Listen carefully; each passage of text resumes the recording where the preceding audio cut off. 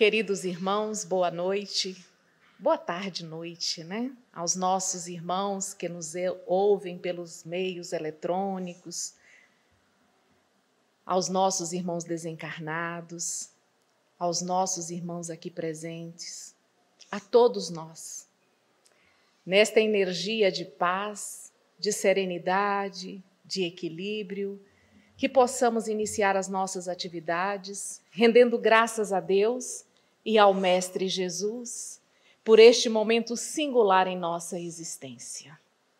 Para que possamos melhor nos preparar para as atividades desta tarde e noite, nós vamos ler de o livro Viver e Amar, psicografia de Divaldo Franco, pelo espírito de Joana de Ângeles. A lição de número 5. Tenta o amor. Ninguém sintetizou com igual sabedoria a regra áurea da felicidade como ele o fez. Todos quantos lideraram as massas agarraram-se ao poder e à dominação arbitrária. Desfilaram, guindados ao êxito transitório, carregados pela falácia e ricos de presunção. Ergueram-se como construtores de impérios e governaram discriminatoriamente mais temidos que amados. Filósofos que o anteciparam, trazendo ardentes na alma as flamas do bem e do ideal, inscreveram em estelas de pedra, em pergaminhos e peles de animais, tijolos de barro cozido e papiros, as instruções para a libertação das consciências e dos corações. No entanto, os seus mais excelentes excertos não lograram penetrar fundo no imo das criaturas. Ele não. Viveu ensinando pelo exemplo pacífico e pacificador, amando sempre. Estatuiu o amor como zênite e o nadir da vida e, ao fazê-lo, mudou as estruturas da ética, da cultura e da civilização. Jesus dividiu a história e fez marco limítrofe de todos os tempos, o amor, que é a origem, o meio e o fim de todas as realidades, de todas as vidas. O homem, na sua faina de crescer e de conquistar, vem dilatando os espaços e preenchendo-os com guerras e desolações, lutas e ambições. Fascinado pelo poder, venceu as distâncias, acumulou ouropéus e caminha por isso mesmo, vitimado pelo tormento de egoesclerose que o enlouquece. Só o amor é-lhe a terapêutica ideal que até agora tem recusado com o espírito de sistema e de presunção. Combalido e tristes nas lutas do teu cotidiano, entre dissabores e amarguras, tenta o amor. Sobrecarregado de dores e anátemas a sós na multidão e vergastado pela sandice, sem uma saída aparentemente feliz, tenta o amor. A um passo do desespero, sentindo-se estiolado e perdido tenta o amor. Em quaisquer circunstâncias e ocorrências, por mais sombria as te apresentem, tenta o amor. Espargindo como pólen de luz, e o amor te responderá em paz e beleza, tudo quanto ensemeatares nos outros corações. Haja, portanto, o que houver. Não revides mal por mal, desejando e fazendo ao teu próximo todo o bem que desejares que te ele faça. Descobrirás que o amor ao próximo, efeito imediato e mais urgente do amor a Deus e a si próprio, é a regra de ouro, a solução para todos os quesitos do pensamento universal. Faze, portanto, como Jesus, e jamais te cansarás de tentar o amor, até que ele domine soberano em teu coração. Com este convite para que tentemos o amor nestes momentos tão reflexivos na nossa trajetória evolutiva, somos usufrutuários do melhor momento, o momento de ouro sobre a face da terra. Este momento em que nós nos encontramos reunidos para lembrar de Jesus, que nos concita ao amor. Que nesta mensagem de Joana de Ângeles, nós possamos nos sentir acalentados, honrados por tê-la como orientadora, para que nos recordemos do Mestre Jesus. E com este sentimento de gratidão, que possamos voltar os nossos pensamentos aos caminhos percorridos pelo Mestre Jesus, às cercanias do lago de Genezaré, à mansuetude de um lindo entardecer, e que possamos nos sentir congratulados com a benesse das vibrações amorosas trazidas pelo Mestre Jesus. Envolvidos nestas vibrações de amor, que possamos mentalizar todo o nosso planeta, repleto de flores, no jardim da esperança de Jesus. Nesta hora bendita que lembremos da Mãe do Mestre e rogamos a estes baluartes de orientação à humanidade para que possa concitar a todas as mentes que ora encarnadas se encontram neste nosso planeta Terra, para que o amor, para que o sentimento de paz possa vigorar ante todo o desequilíbrio, ante toda a forma mais grotesca comportamental. E assim, envolvidos nestas vibrações de amor, que nós possamos iniciar as nossas atividades desta tarde e noite, rendendo graças ao Mestre Jesus, e que no aconchego de Maria Mãe Santíssima, que cuida de todos aqueles sofredores, que ela possa balsamizar a todas as dores. Que nós possamos, nesta tarde, ouvir a nossa irmã Neuza Zapone com alegria em nossos corações.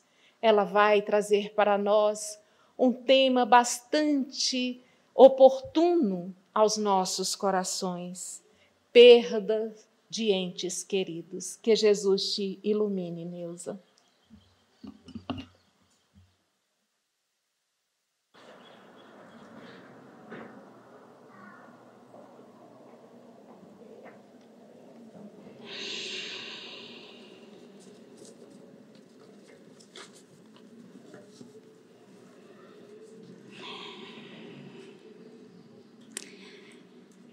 Queridos irmãos, amigos que estão aqui no auditório, todos aqueles que se encontram nesse momento nas mídias sociais da Comunhão Espírita de Brasília, saudemo-nos boa noite.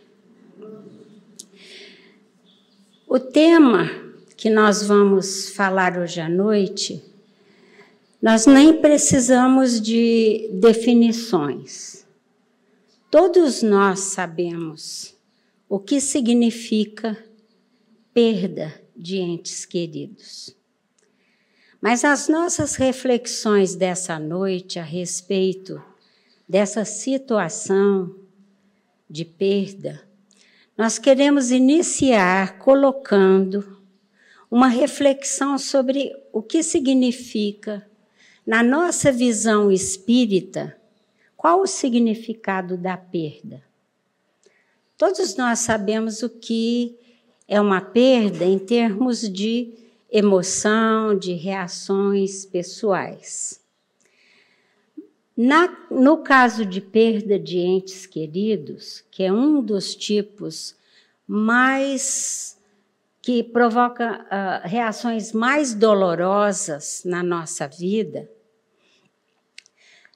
nós temos que considerar que, na verdade, perda significa separação. Porque, na verdade, não perdemos ninguém. No Espiritismo, nós sabemos que, no caso de uma separação, um afastamento de nós, de um ente querido, se for, por exemplo, por um desencarne, o nosso ente querido se foi, fez a grande viagem, foi para outra dimensão da vida, ele não morreu no sentido comum da palavra. Ele simplesmente despojou-se das vestes dessa encarnação e se encontra numa outra dimensão, que tem múltiplas aparências, que tem múltiplas, vamos dizer assim, localizações, que tem múltiplas situações, que não é um lugar, que não é uma situação. É algo que, dependendo da destinação e da trajetória daquela pessoa que se foi, é a localização dessa pessoa ou a situação dessa pessoa nessa sua nova vida. Isso que é importante que nós compreendamos. A vida não cessa. André Luiz, no seu livro, no seu primeiro livro, é um espírito, que nos falou muito sobre as situações na vida espiritual. Ele começa exatamente com essa frase: a vida não cessa.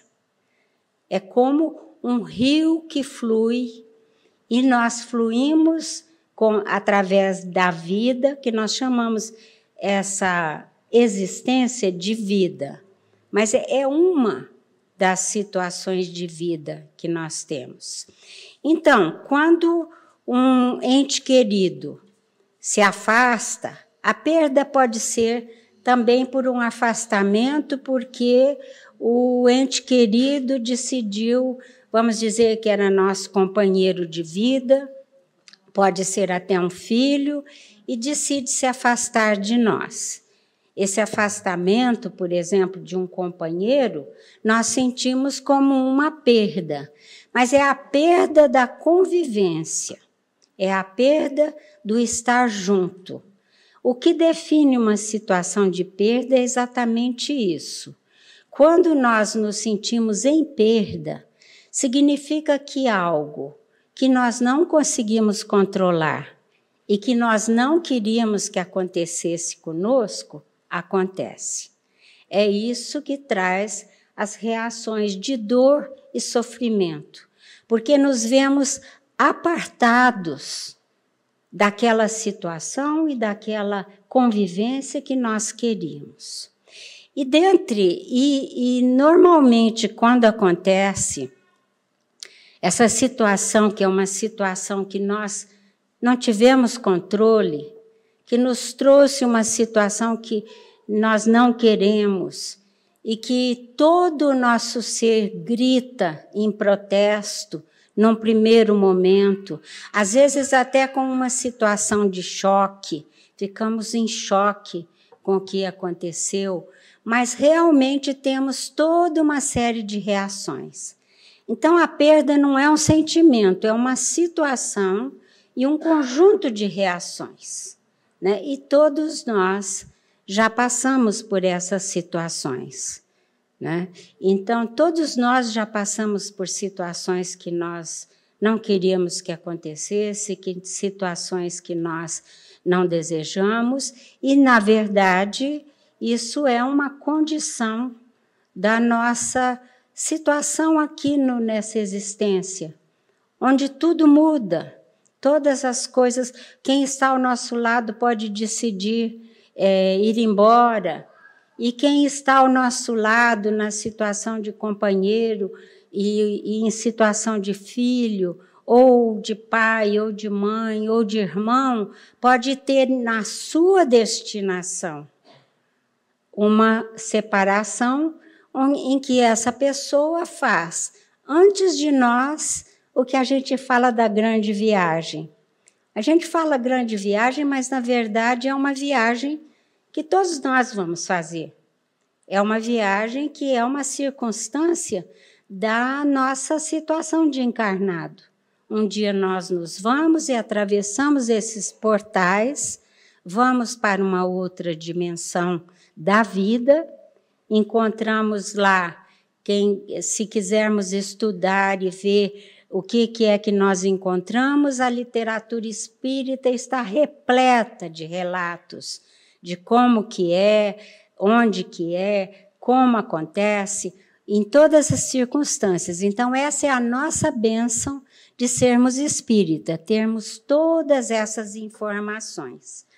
Mas quando nos acontece, mas existe um tipo de separação que é particularmente doloroso.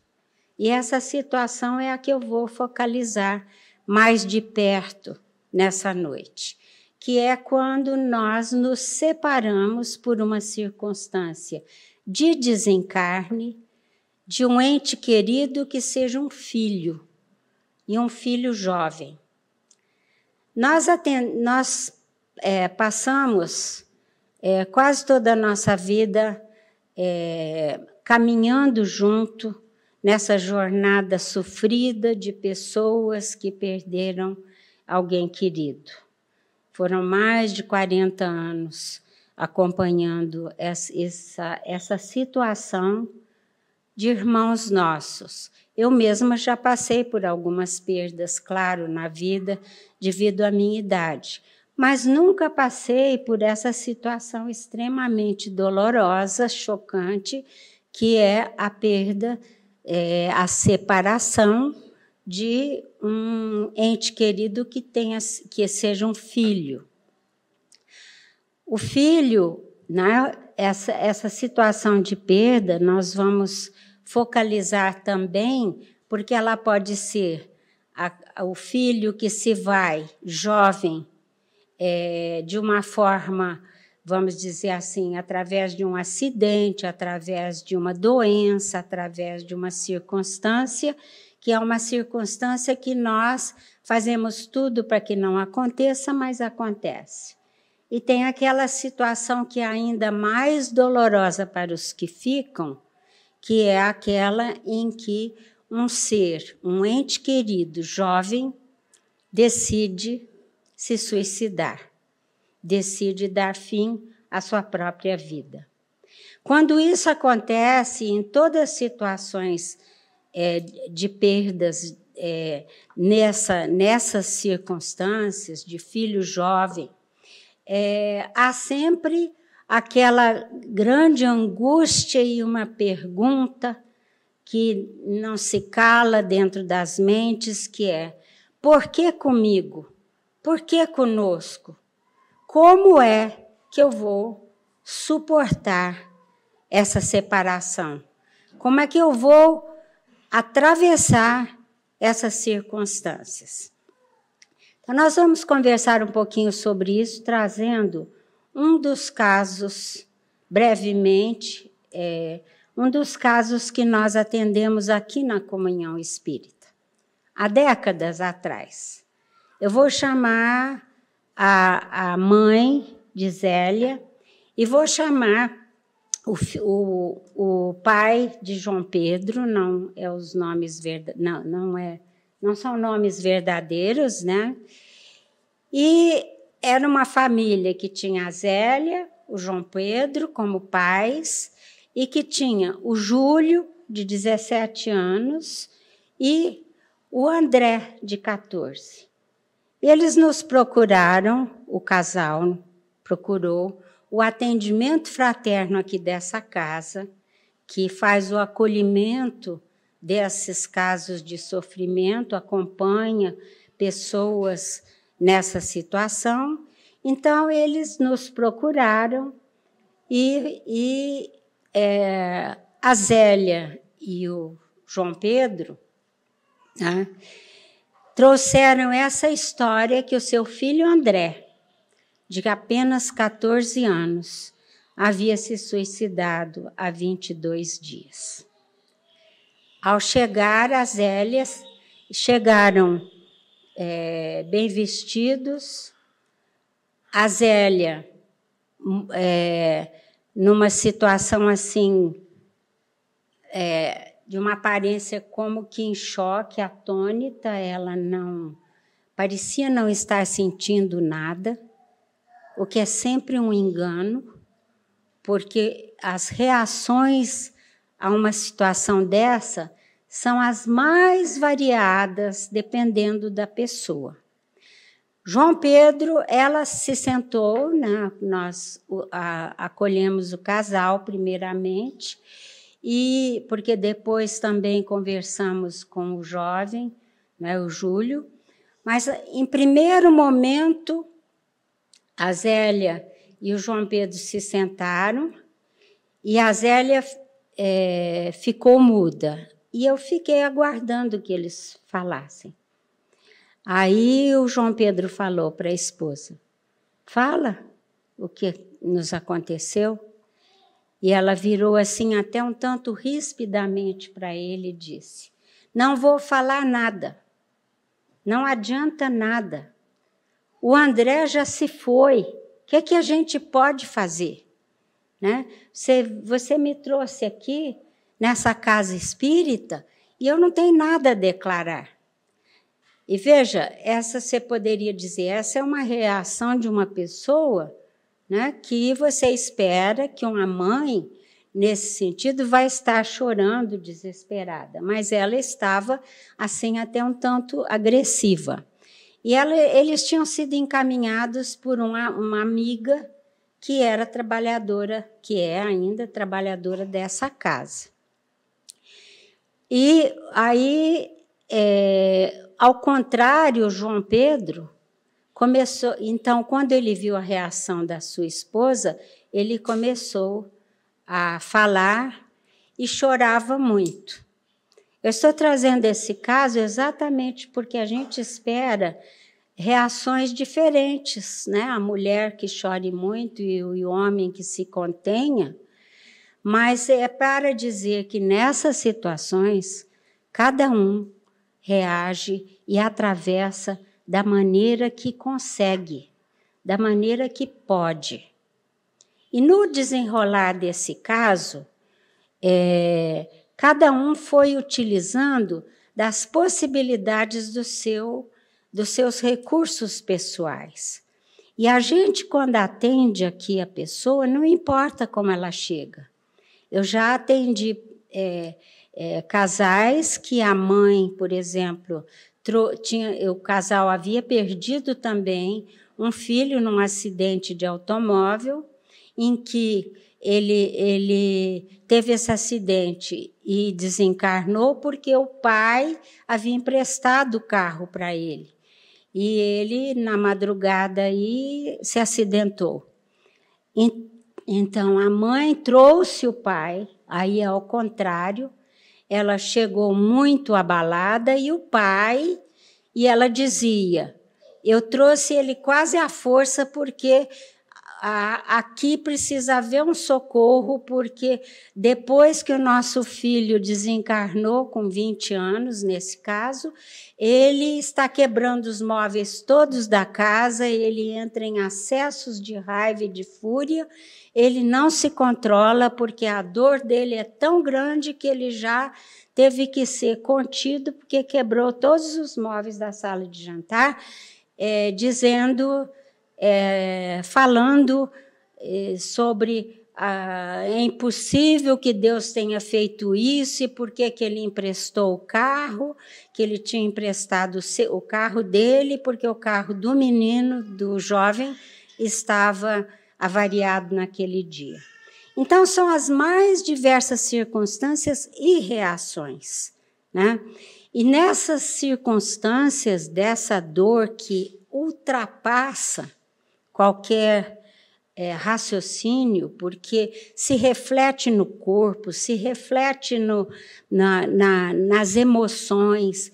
Há uma série de emoções desencontradas que levam às mais diversas reações, e tudo isso precisa ser olhado com muita compaixão.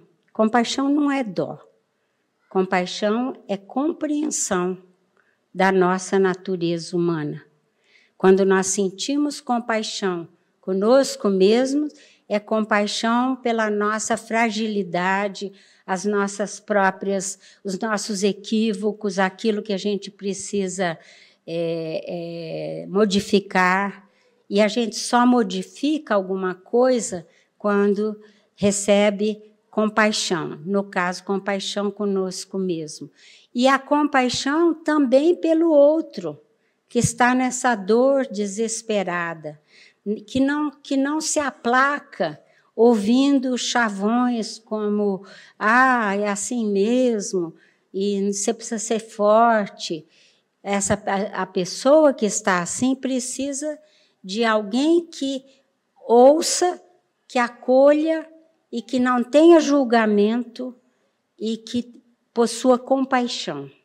A compaixão é esse movimento do coração que compreende a humanidade do outro, que é capaz de olhar essa pessoa e não julgá-la porque ela tem essa reação ou aquela reação, mas dar assim um ombro amigo, um colo amigo, um ambiente amigo para que ela possa extravasar. Então, a Zélia, por exemplo, eu não vou falar o caso todo, que eu usaria todo o tempo, né, para contar o caso, mas dizer que quando a pessoa é acolhida, quando ela se acolhe ou quando ela encontra esse ambiente, ela pode atravessar esse luto e essa dor e ela pode transpor esse momento.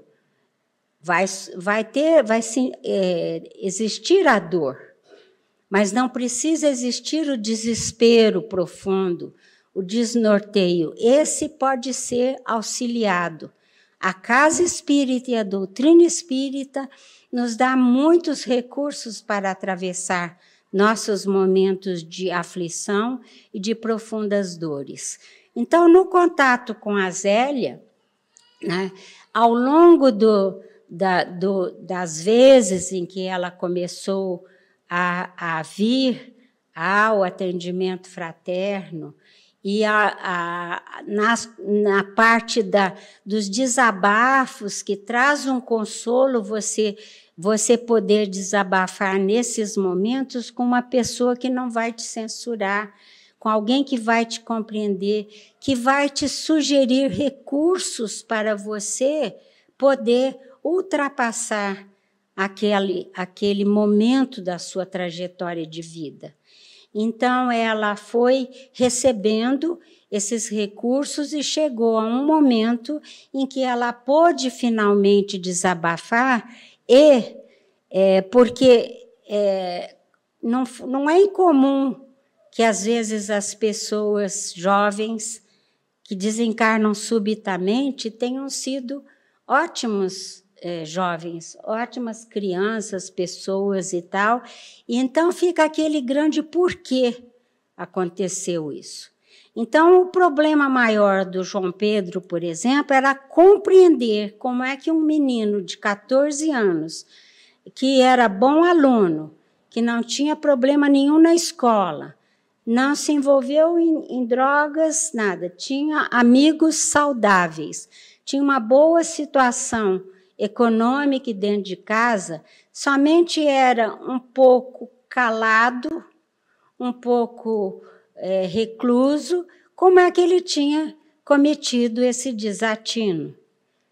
Então, nesse momento, o que o João Pedro precisava era poder também desabafar os porquês que estavam dentro da alma dele, e ele foi e trouxe ao atendimento toda essa imensa busca sobre quais as razões que levaram esse menino a se suicidar, e não encontrou. Não encontrou porque todos os amigos diziam que não sabiam, que ele não tinha dado nenhum sinal. A parte da Zélia, ela já entrou num sofrimento muito mais profundo, se é que a gente pode avaliar, né, profundidade de sentimento dos outros, mas, aparentemente, quando nós seguramos, represamos, não nos abrimos, o sofrimento é insuportável, é muito profundo. E ela estava nessa questão do choque, da negação e de tudo mais.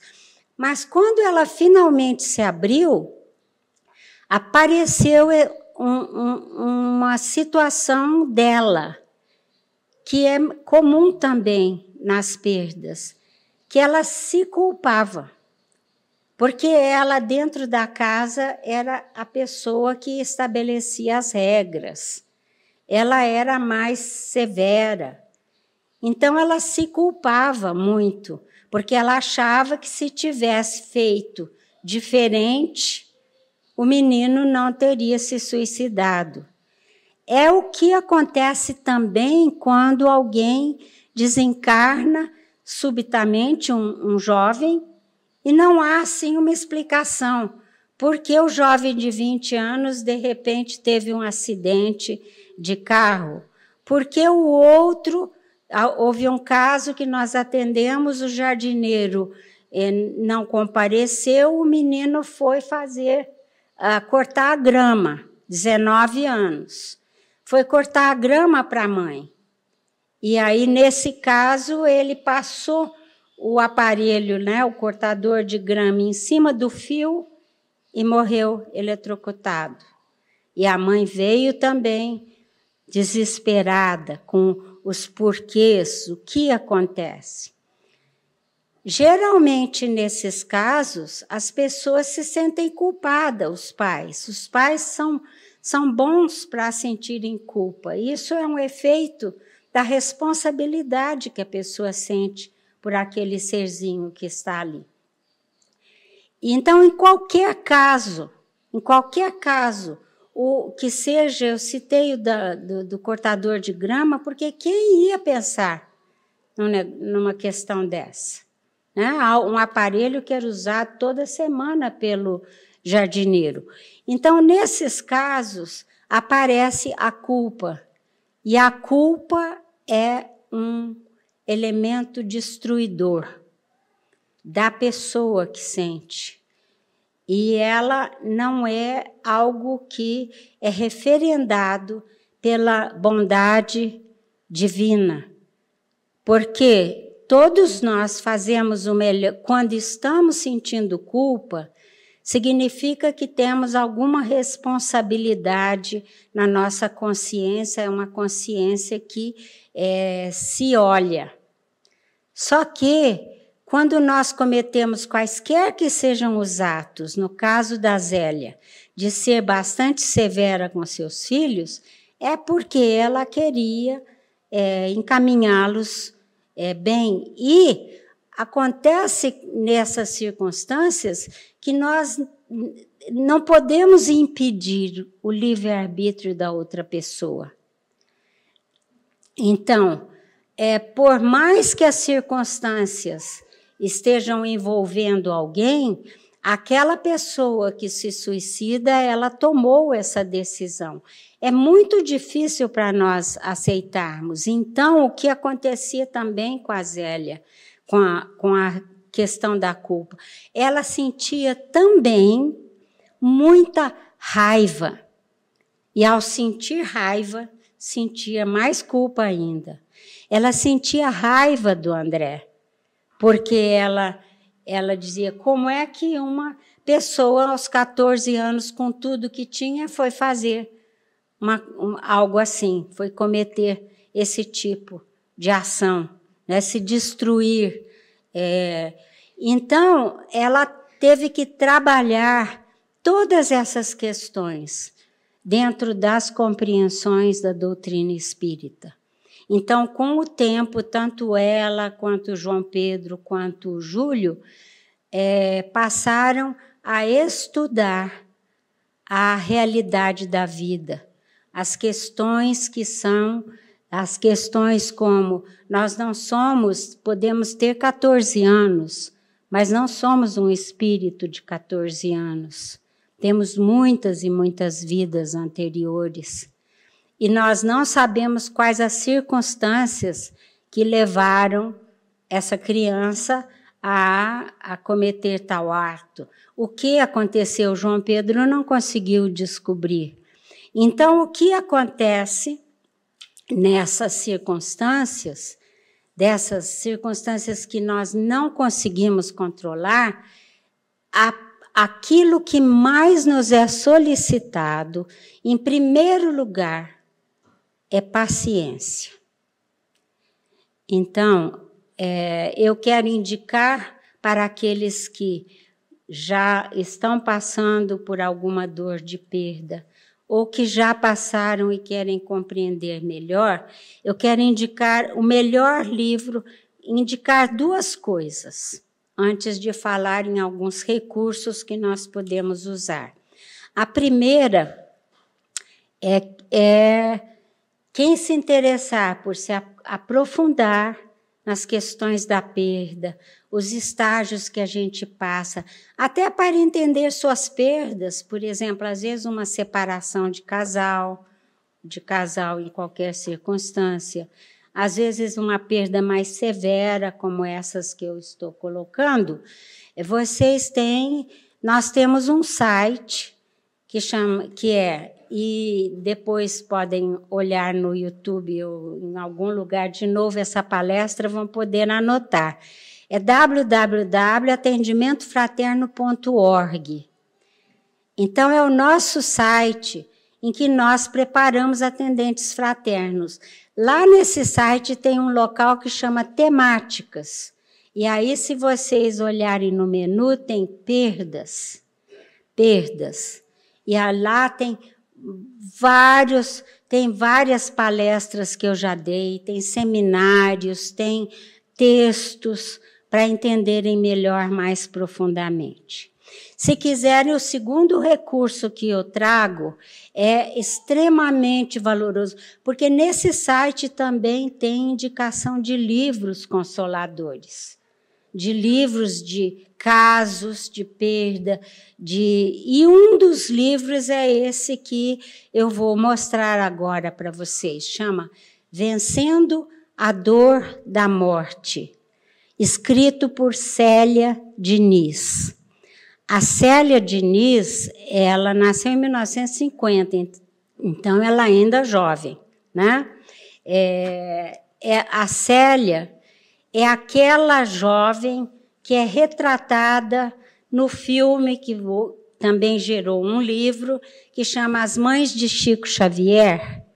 Se quiserem ver esse filme, ou quem já viu, olhar de novo, esse filme traz a história de 4 mães que tiveram grandes perdas.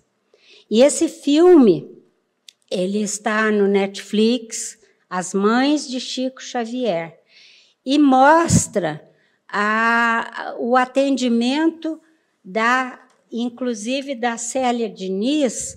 A Célia Diniz era alguém que conviveu com o Chico e ela perdeu o seu filhinho de 3 aninhos numa queda de bicicleta, e ele, então, fez sua passagem, e ela trabalhava no Centro Espírita Luiz Gonzaga, do Chico Xavier, que depois, então, ela se transformou num museu lá em Pedro Leopoldo, ainda tem esse centro transformado em museu, que ela transformou em museu para a vida do Chico Xavier.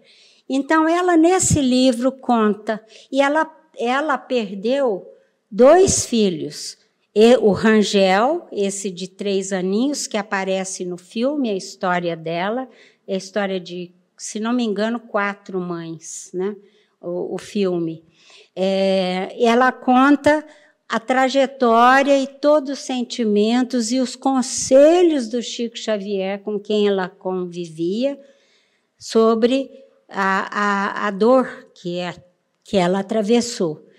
E mais tarde, anos depois, ela perdeu uma segunda filha, com 27 anos.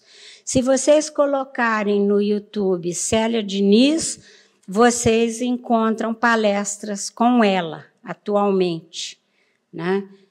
É bem fácil, até com esse mesmo título do livro, Vencendo a Dor da Morte. Então, vocês poderão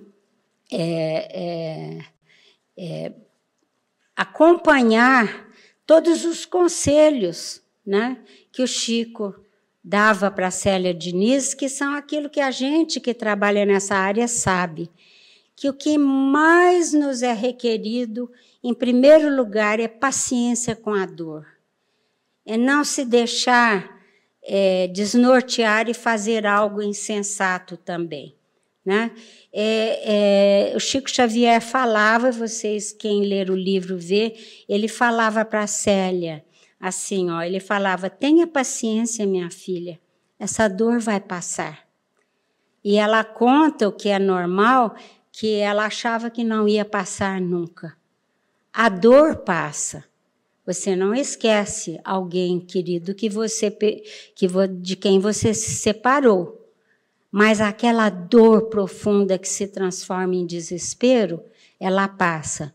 E a gente pode se ajudar a que ela passe de uma maneira mais fácil.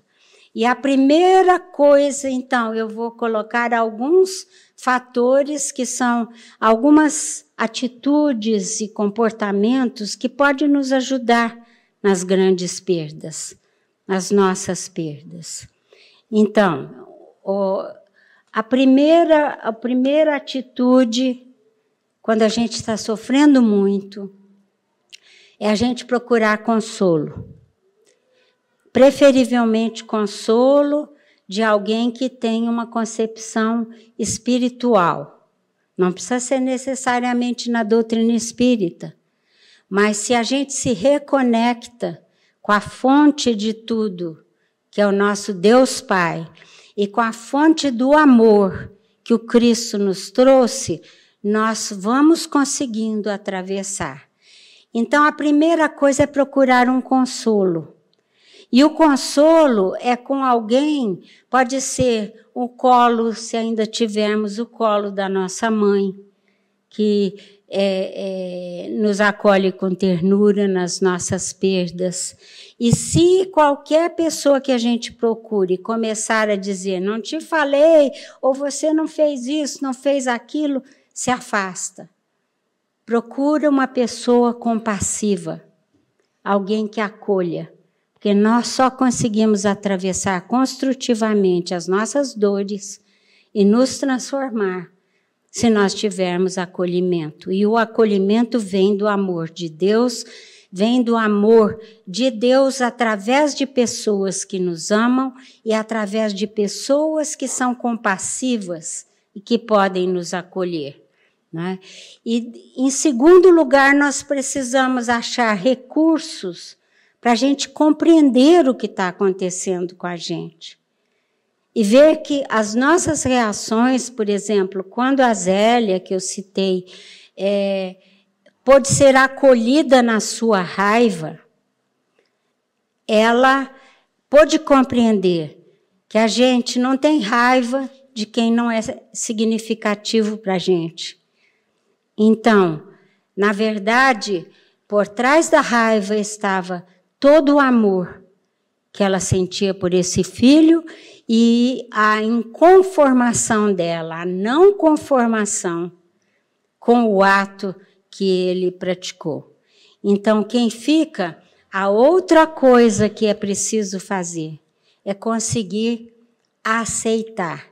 Aceitar que eu estou falando não quer dizer concordar. Não é que você está concordando que tá bom, então a pessoa fez isso. Não. Aceitar é aceitar que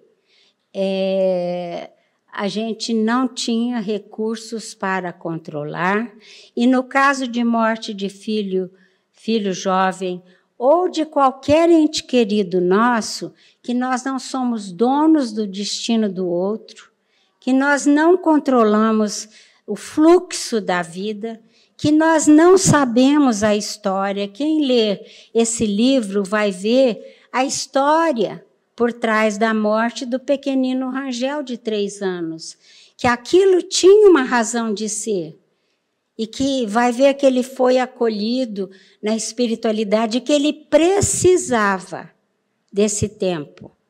Às vezes, já houve um espírito que voltou, que viveu somente horas, e que depois voltou para falar com a mãezinha que tinha perdido horas depois do parto, e ele disse o seguinte: eu precisava trocar de vestes. Olha que bonito. E você me deu essa oportunidade. Porque, às vezes, a história individual daquele espírito é que ele precisa trocar de corpo. Senão, ele não vai conseguir prosseguir evolutivamente. Então, há uma história também de suicídio no livro Entre a Terra e o Céu, em que de André Luiz, na série de André Luiz, em que o espírito se suicida por uma questão amorosa, que ele, inconformado, ele se suicida, e depois ele retorna, e ele retorna com os comprometimentos que ele se afoga numa vida, e retorna com os comprometimentos na garganta e no sistema respiratório, e desencarna jovem e reencarna de novo em seguida. E ele precisava dessas mudanças de vestimenta e de consciência e de memórias para poder ultrapassar a sua própria consequência do suicídio na espiritualidade. Então, nós precisamos compreender e aceitar a justiça amorosa, não punitiva, que existe no universo, em toda a criação, porque é assim que ele é organizado. As coisas que nos acontecem, muitas vezes, são o aprendizado que nós precisamos.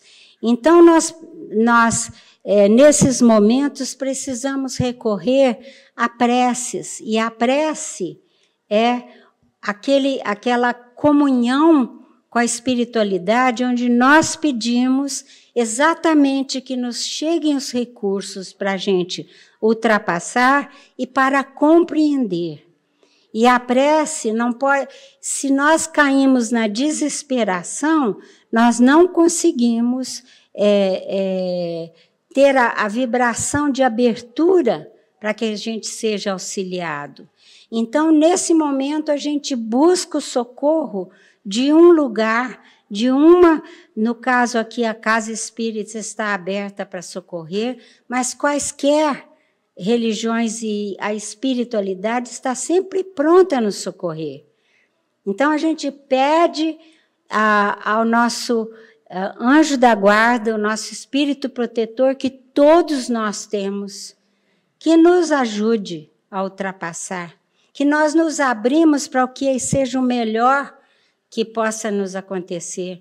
A espiritualidade pode não atender aquilo que pedimos, mas ela nos dá as forças para aceitar e para passar aquilo que precisamos passar. E que a gente peça para aprender com aquela experiência. E que a gente peça também consolo, né?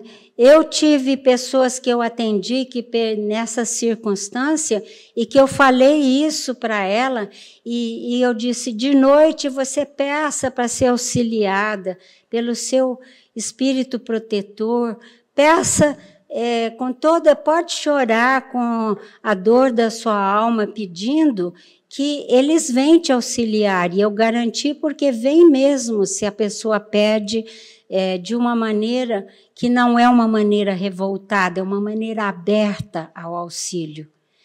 E aí essa pessoa que tinha algumas faculdades que ela nem sabia, ela disse que de noite na cama, quando ela pediu, que ela havia perdido uma filha de 14 anos num acidente de automóvel também, ela disse que ela pediu e ela conseguiu ver o espírito protetor, que era uma senhora, no caso dela, e que ela estava com a cabeça no colo dessa senhora de noite. Mas mesmo que a gente não veja, a gente pede, olha, de noite há imensos relatos, repetidos relatos na literatura espírita de que quando a gente pede para ser auxiliado de noite e se abre, mesmo com o coração sofrido, sangrando de dor, a espiritualidade vem. A gente pode não se lembrar totalmente no dia seguinte, mas pode haver relatos de mães que vão ao encontro do filhinho e na espiritualidade. A pessoa pode não se lembrar nitidamente, mas há aquela coisa que é uma paz que vem para o coração. Você pode estar muito sofrido por uma perda que você está passando, mas, ao mesmo tempo, você pode estar em paz, em serenidade. Naquela atitude de Deus, seja feita a vossa vontade. E a vontade de Deus não é nunca nos fazer sofrer, não é nunca que haja perdas na nossa vida. Quando a gente fala seja feita a vossa vontade, nós nos curvarmos ao fluxo da vida, às leis sábias, às leis amorosas, ao destino que a gente não tem conhecimento amplo aqui encarnado.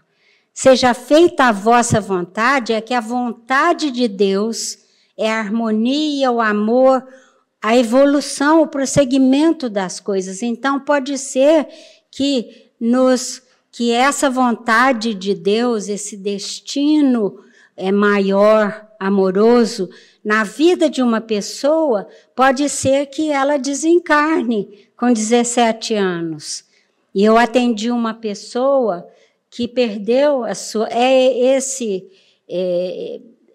Foi, na verdade, esse que eu falei de 19 anos da questão do ser eletrocutado. E a mãe dele me falava, quando vinha se consolar, eu a vida inteira tive medo por ele. Eu tenho 3 filhos, só esse eu tinha medo. Só esse, e ele acabou realmente, ele era a minha alma mais afim. Ele era um extraordinário menino, já tinha entrado, inclusive, com 19 anos na faculdade de medicina, que era o sonho dela. Era um menino exemplar. Por quê? Por que, Neuza, ele teve que ir? Isso é um castigo de Deus? Eu fiquei pensando, o que eu fiz? O que eu não cuidei? É um castigo? Isso é a questão da pessoa tentando achar um culpado para entender aquela dor. E aí eu disse para ela que fosse e que orasse e pedisse que a espiritualidade a iluminasse, intuísse, porque a gente aqui não sabe dos destinos das pessoas para dizer. E até se a espiritualidade nos contar, a gente deve guardar como um recurso para ajudar a pessoa e não ficar, não é papel nosso fazer nenhum tipo de revelação. Mas eu disse para ela, ore, peça para você poder entender, sempre colocando na sua mente o seguinte, nem tudo é por... Ela dizia, ela sabia um pouquinho de espiritismo, disse, era o karma dele, ele era tão bom, não podia estar pagando nada, ou eu que sou imperfeita e ele morreu por minha causa. Eu dizia, nada disso. A justiça divina é bondosa, ela não é punitiva. Ela é auxiliar na nossa trajetória com as experiências que precisamos. Então, eu vou te dar um dever de casa. Você vai para casa, que ela vinha uma vez por semana, você vai para casa e lá na sua casa você pensa o seguinte quando você orar. Meu Deus, me faça entender qual a razão pela qual eu tive esse filho que eu amo tanto e ele se foi tão jovem. Então, qual a razão? Se não foi um castigo para mim, que sou muito pecador, o que foi? E ela orou, orou, orou. E voltou transformada, ainda muito sofrida, mas com lágrimas nos olhos, ela disse, eu descobri o que é. Ninguém veio me dizer um espírito, mas eu sei no meu coração. Eu descobri o que aconteceu e por que ele se foi tão jovem. E o que é que foi a vinda dele para passar somente 19 anos comigo. Foi por amor. Eu prometi que eu ia passar por essa dor para dar a ele a oportunidade de viver os 19 anos que ele precisava completar para prosseguir a sua evolução. E eu fiz isso consciente com ele, e ela chorava muito porque era do fundo do entendimento e da alma. Ela dizendo, foi por amor. Eu sabia que ele ia viver pouco, eu sabia que nós íamos nos separar, desde criança eu tive essa ideia, mas hoje eu sei que eu dei a ele e estou nesse sofrimento com a nossa separação por amor a ele.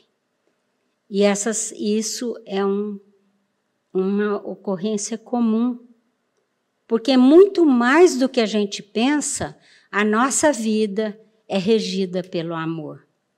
Então, nós precisamos tomar nesses momentos atitudes de perdão irrestrito à vida, às ocorrências, aquilo que a gente não sabe, aquilo que a gente fez ou deixou de fazer, e a partir daí procurar outro entendimento da vida, né? Frequentando, estudando, frequentando a doutrina espírita, se esclarecendo. A gente pode também se ocupar com alguma coisa com alguma obra que nos expanda o coração, dedicada a outrem, em honra daquele ser que se foi, que nos é querido. E, no caso dos suicidas, a maior ajuda, que sempre me perguntam, que você pode dar àquele ser que se suicidou, é você orar por ele, orar muito, mandar a sua vibração de amor,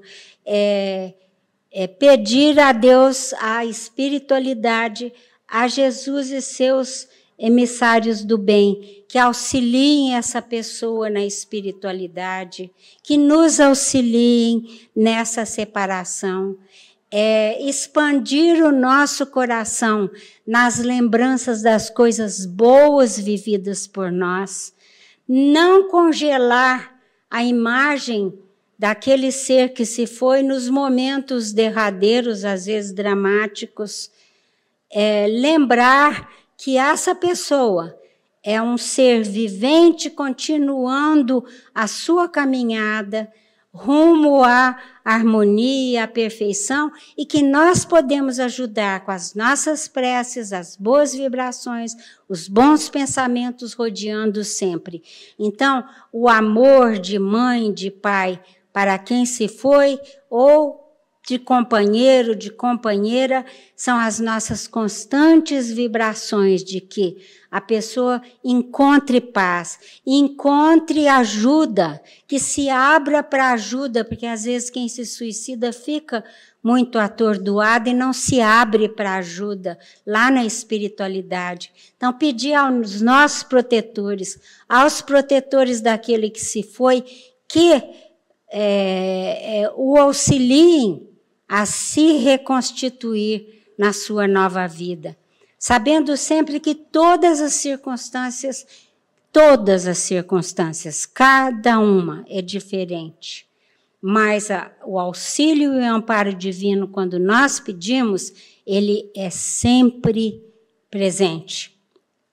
E agasalhar no coração também a gratidão pelos anos que tiveram juntos.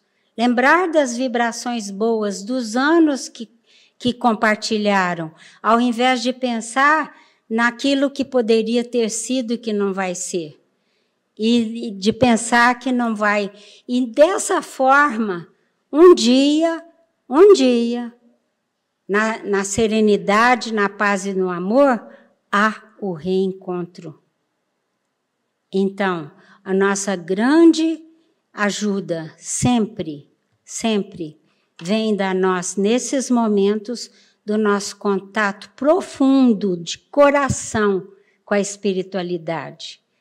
E nós podemos chorar, mas não podemos nos exasperar. O choro, a saudade, a lamentação de dor, da separação, é compreendida pela espiritualidade.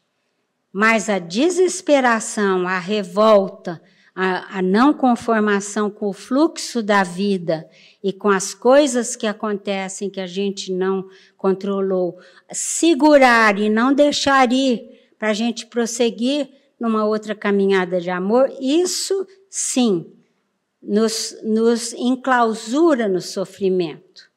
Então, que a gente se abra para a espiritualidade, para o esclarecimento, para uma nova jornada. Sempre lembrando que nós temos no livro, no Evangelho segundo o Espiritismo, nós temos passagens sobre perdas de entes queridos. E tem uma que eu quero, então, concluir agora, falando o dizer de Jesus, já no Espírito de verdade, que é Jesus, que se comunicou a Kardec e que está no Livro dos Espíritos, o capítulo 6, que chama O Cristo Consolador. A doutrina espírita é o Consolador prometido por Jesus, e que Jesus disse assim, olha, venho ensinar e consolar os pobres deserdados. Venho lhes dizer que elevem sua resignação ao nível de suas provas, que chorem, porque a dor foi sagrada no Jardim das Oliveiras, mas que esperem, tenham esperança, porque os anjos consoladores virão enxugar suas lágrimas. Que Deus e Jesus nos abençoem, queridos.